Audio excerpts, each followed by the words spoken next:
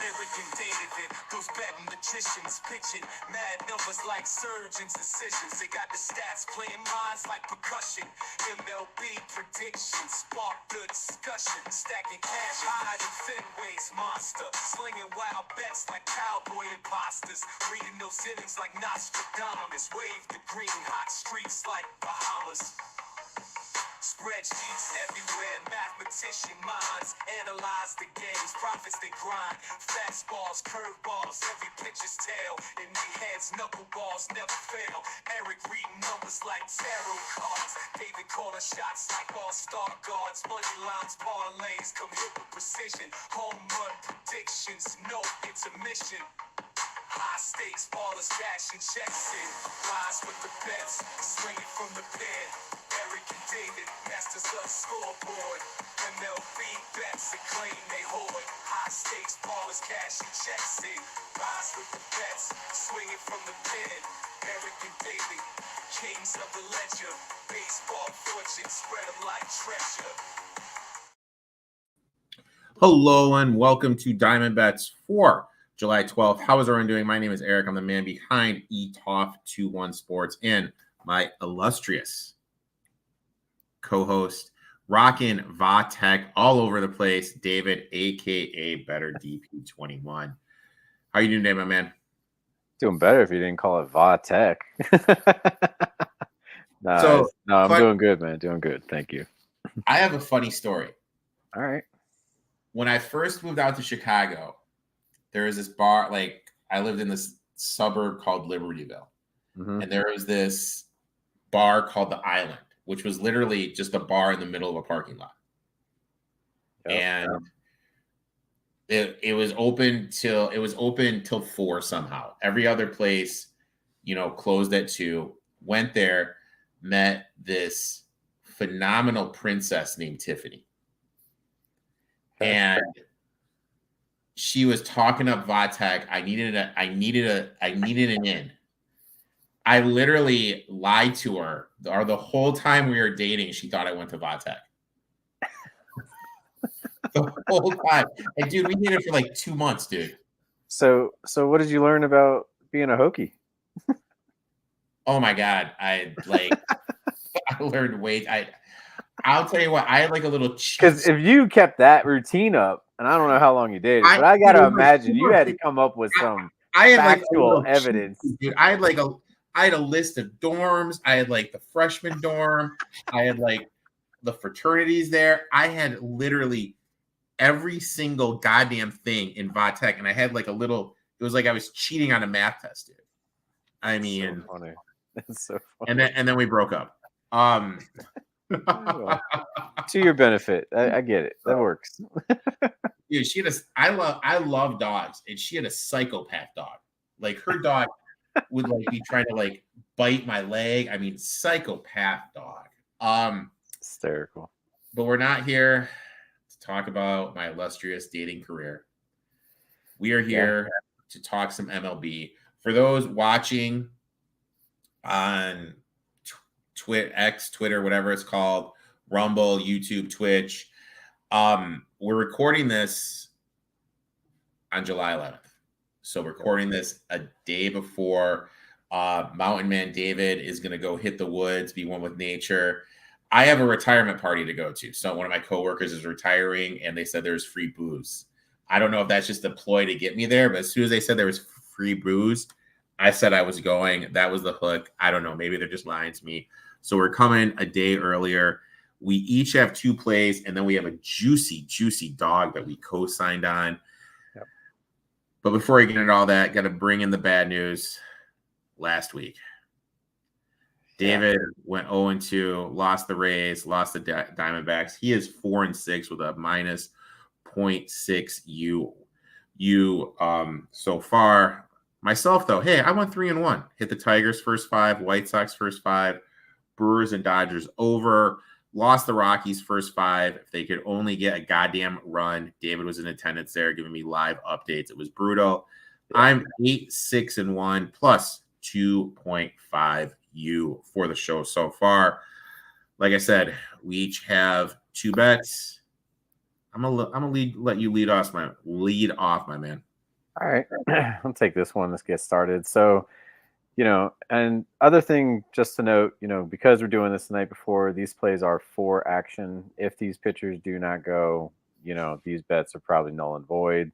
So look at them as a push, if they don't get, if these starters don't go on. So I'm going off of projected starters right now, right? And I'm looking at Miami versus Cincinnati. You got two teams kind of going in opposite directions right now before the break. The way that I look at this game is I'm starting with my hitting rankings. Reds are like one of my number 2 overall offensive teams walking into this series for this weekend. You got Carson Spears on the mound for the Reds.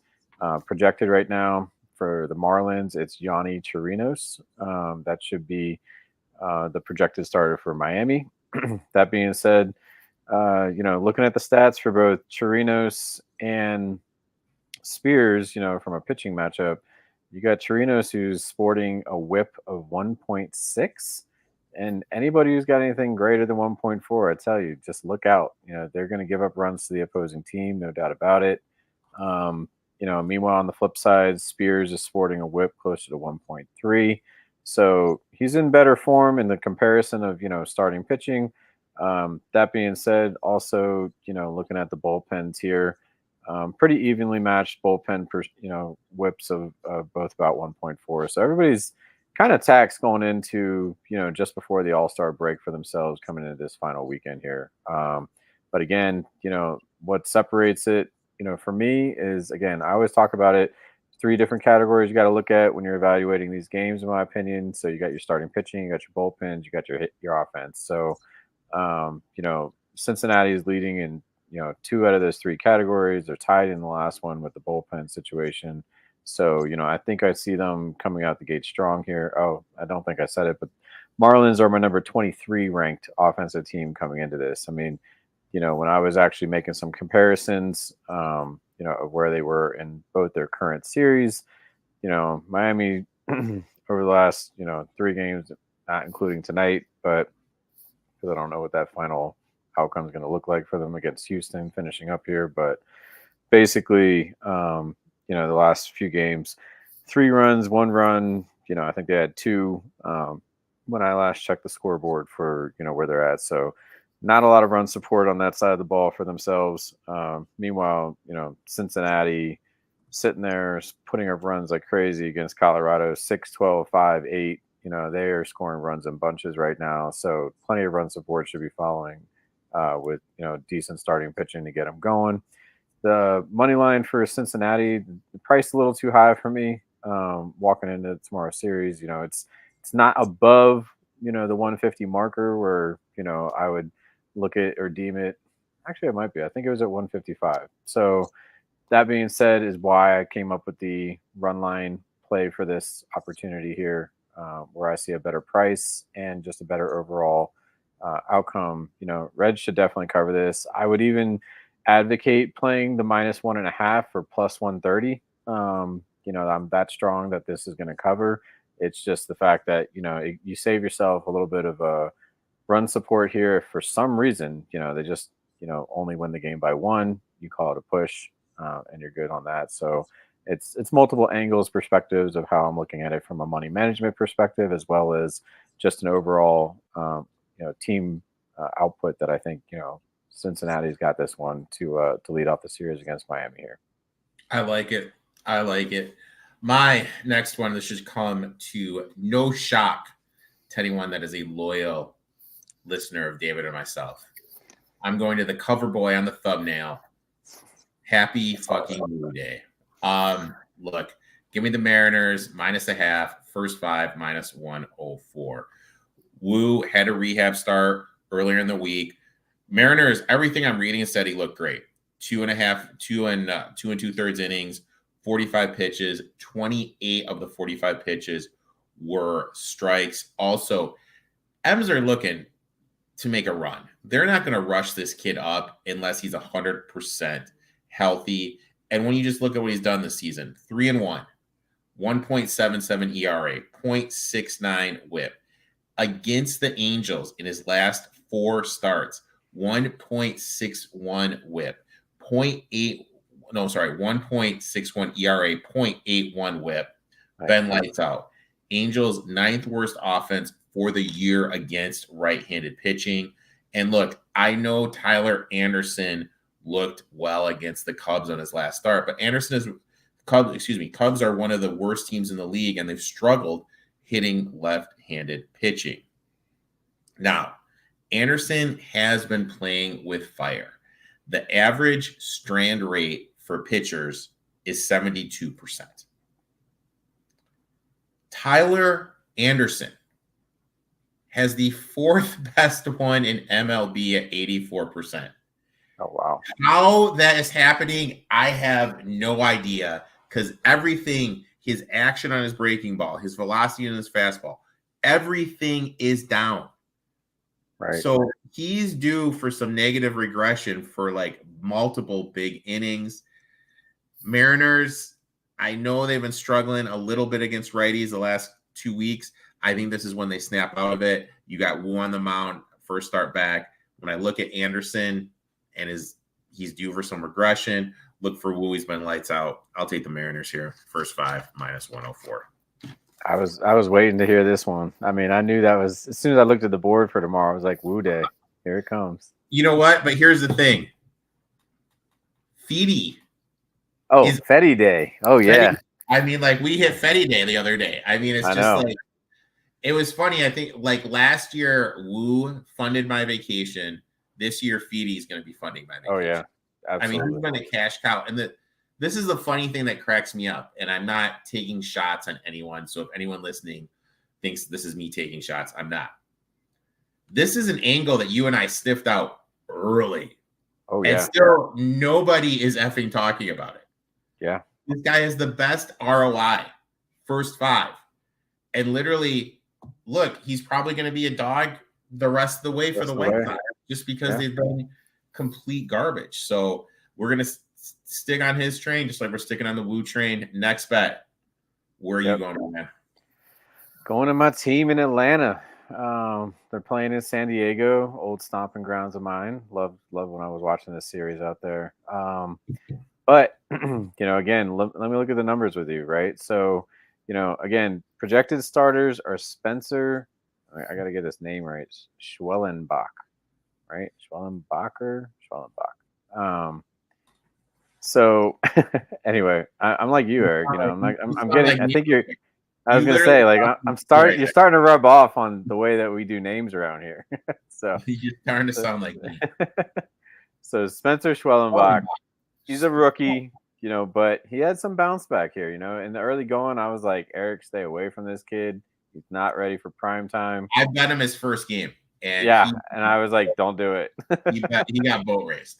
Yeah, absolutely. However, at this point, walking into this series here, he's in much better form for himself, and so are the Braves offense right now. So, I got the Braves offense ranked in my top 10, number 9 overall walking into this series. Just for perspective of, again, I bet on teams that can put up runs, right? So, they're playing again tonight to finish their series with Arizona, but I could go back to July 5th, almost a week ago. These are the run support that the Braves have been putting up: 6-5, 6-5, 6-5, 6-5. Like the entire week, they're averaging almost 5.5 runs. I mean, that is beautiful run support for any starting pitcher across the league here for themselves. So, and they've won 4 of the last 5. So they got free going tonight. And this is definitely not one of those. I always advocate the situational angle of watching out for teams that are about to be swept. I mean, they already took their L last night, 7-5 against Arizona. So I could see them winning tonight as well with Fried on the mound, trying to make an exclamation point on Game 4 of this series with Arizona. But walking into San Diego, they just have the better offense all the way around the board. Schwellenbach as well. When I compare against Randy Vasquez for the Padres, these guys are even money against each other right now in terms of overall betting performance and where they're at. Schwellenbach, 1.3 whip. Randy Vasquez, 1.3 whip. So both of them are sitting very, very similar. Atlanta, though, very much has the better bullpen here.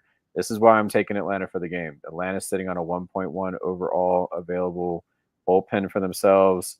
Meanwhile, San Diego's bullpen at that 1.4 whip marker that I talk about, something to pay attention to. So basically, they got a starter for San Diego throwing pretty high whip as well as a bullpen who's taxed as well, going in with an offense that's ranked 30th in the league for my numbers, showing me this is all set up for Atlanta to come out and win this game strong. Coming over from Arizona is a short drive, short flight, so they're not going to be fatigued playing a 4-game series and coming into this by any means. And on the opposite foot, I think I just named all the things against the Padres, but again, you're talking about a very much struggling offense for themselves, and coming out of their series right now with Seattle, actually since they left Arizona, or had Arizona at home, they basically have only been putting up 1-3-0 runs for themselves. Like 0 run support whatsoever. I always say, do not bet on teams that cannot score runs. Does not make sense. I do not know why people do it. So stay away from it. Bet with Atlanta. Get them on the run line. Again, I think Atlanta only had a money line of about -130 for the price.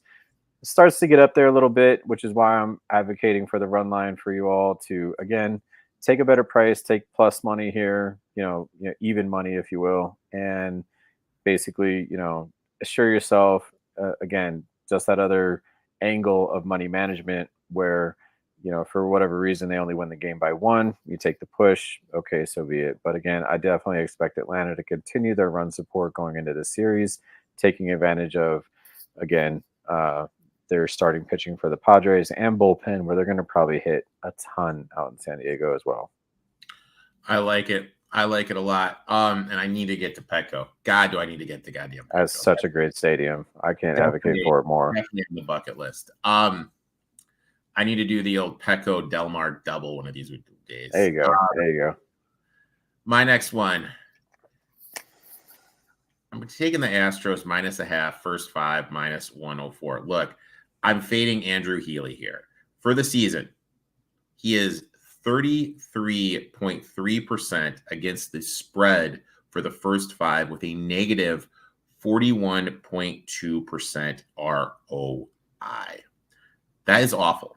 That is just straight up awful. 3rd worst in all of MLB. Against lefties this year, the Astros 9th best offense against left-handers. For the last month, 10th best offense. Healy, he's pitched 2 games against the Astros this season, 9.82 ERA with a whip of 2.04 in those starts. Hunter Brown is on the mound for the Astros. Now, look, I know he got lit up by the Twins last game, but I think that was just a bad start.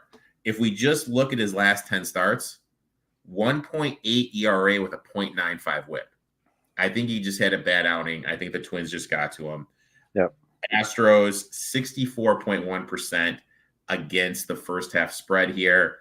I like the Astros here. I think Healy is one of the worst pitchers in the league. I'm just fading pitchers I don't like. Today, give me the Astros first 5 -0.5, -104. Now, we both co-signed on this play. We're taking a big dog, and I totally spelled athletics wrong. So they don't deserve the S, That's okay. There's only 2 teams in baseball that don't have S on the end of their, team name. Do you know who they are? Oh my God, I should know this. There's only 2 teams in baseball that don't have S on their name. I'm thinking. Why don't you tell us why you like the Athletics, and I'll think about it in my head. All right.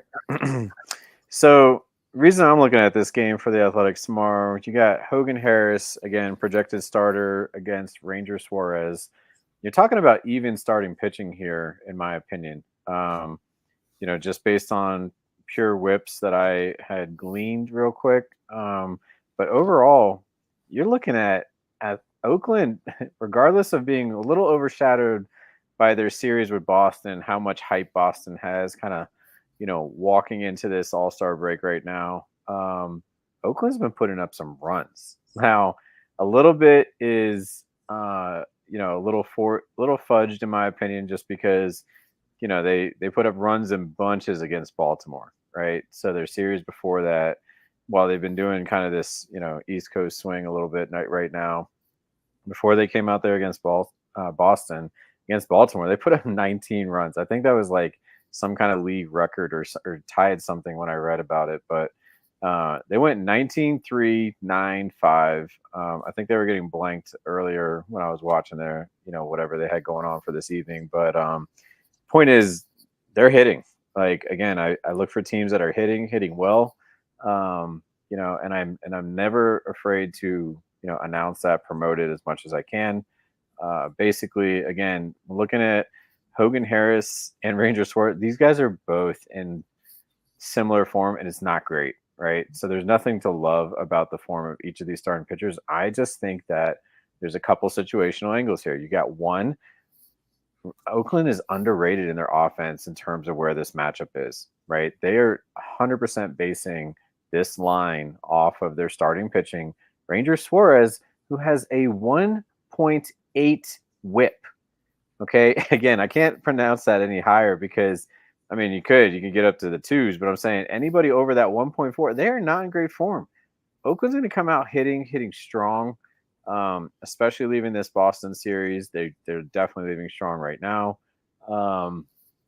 And, so it's just a very underrated play, from the book line perspective, especially public perception perspective, where also Philly just poured everything they had into this Dodgers series that they just swept. You know what I mean? So in my opinion, there's a couple situational angles. There's the underrated perception of Oakland's offense walking into the series, and an underrated perception or overrated perception of Philly's starting pitching that's going out there, that they're about to run out against a good hot hitting team. So, in my opinion, Oakland 2-1 on the money, that you're getting for that first five. Don't even need to mess with the bullpen. You're getting the same price for the game that you're going to get on the first five. Get the run support early. Watch these bats come out hot. Watch them get 2-1 on your money. I like Oakland too, and the reason I bet them, I mean, two things mainly is number one. Three things. Suarez's whip. I think it's inflated. I think he's in the Anderson boat. He's due for some big innings against him. Alongside of that, against left-handed pitching last 30 days, Oakland is batting 283, second best in the major leagues, which is absolutely insane for them. So I think they're going to be able to get to Suarez. You talk about Hogan Harris, went 5, only gave up 2 earned runs against the Oreos. I always say Oreos. Oreo? I mean, I'm hungry. It's okay. against the O's. So he has been looking good. And it's a great situational spot. They're just coming off a 3-game sweep of the Los Angeles Dodgers. This is the spot of spots to fade them. It's kind of like the Brewers, that first game when they played your Rockies. I forget, they had a big sweep at home against, I don't know, maybe the Phillies or something. And then they go play the Rockies the first game, completely got boat raced. So I like it. I'm on Oakland here, plus 230 first 5 along with David. So there you have it. Best of luck if you tail our bets. We can't do a prize picks because, like we mentioned earlier, we are making this the night before because we both have some stuff going on. We need to talk about next week. We'll make a little announcement on social media. It's always tough that first Friday coming back from the All-Star game. So we may be back, we may not be back. David and I will talk it out, and hopefully we can make some money and cash some tickets, my friend. Absolutely. Let's keep that train rolling for everybody. Thank you very much. All right. Best of luck if you tail. Let's make some money, boys.